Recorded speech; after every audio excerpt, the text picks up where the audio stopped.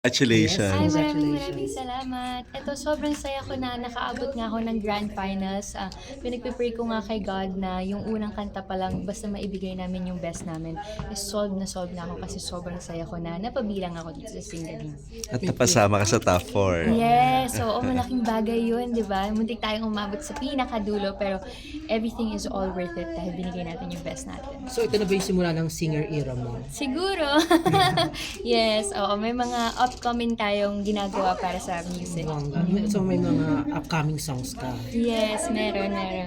Oh, ano yung mga usually na anong klase ng music yung mga kanta mo? Ako, ang kinakanta ko iba-iba, depende sa genre na hinihingi ng event or ng trabaho. Pero sa bahay, ang palagi ko pinapakinggan is pop and jazz and standard. Standard dahil lumaki ako na may kasama akong singer na Mommy. So si Mommy talaga yung pinaka-professional singer sa akin. Saan ka mas nag-enjoy ngayon? Sa pag-arte o sa pagkanta? Parehas eh. Parehas kong love na love talaga. Pero ang first love ko is acting. Alexa, kamusta naman singling journey mo na naging sumakses na? How would you describe Your journey. Hindi ko ma-explain yung singling journey kasi nung una, akala ko naglalaro-laro lang ako. Hindi ko alam na sobrang matinding paglalaban pala talaga ang mga magaganap. Gusto ko lang makatulong talaga sa beneficiary nung una at hindi ko in-expect na aabot ako sa pinakadulo. who is your beneficiary? My beneficiary is Munting Tahanan ng Nazareth. Isa silang orphanage sa Pampanga.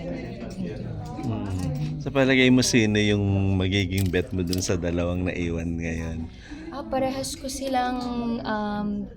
Parehas ko namang feeling na makakaabot sila. Parehas silang magaling. So, kung sino man ang palarin at sana hindi magkamali na lang. Ganun. Tapos, what's next to you after this singling?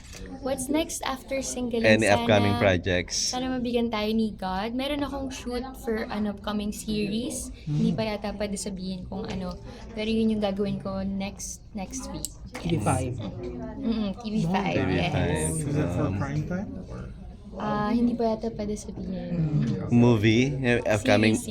May upcoming movies din ba? Upcoming movie meron din po sa ibang bansa naman isushoot. Ay, parang yung sa Taiwan. Parang, yes. So, Ako yung sa part April ng or sa Taiwan. May. Hindi pa. Strange frequency.